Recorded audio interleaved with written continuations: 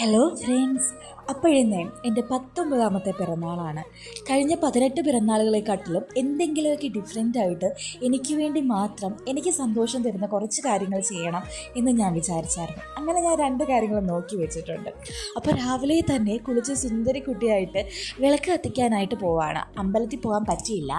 ആ വിഷമം വീട്ടിൽ വിളക്ക് കത്തിച്ച് പ്രാർത്ഥിച്ചങ്ങ് അവസാനിപ്പിച്ചു. ഞാൻ പറഞ്ഞല്ലോ, എനിക്ക് ഏറ്റവും പ്രിയപ്പെട്ട 2 കാര്യങ്ങൾ, അതിലൊന്ന് ഈ ബുക്ക് വായനയാണ്.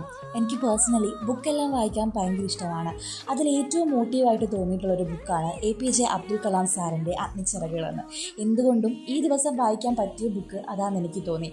അതിലെനിക്ക് ഏറ്റവും പ്രിയപ്പെട്ട കുറച്ച് ഭാഗങ്ങളുണ്ടായിരുന്നു.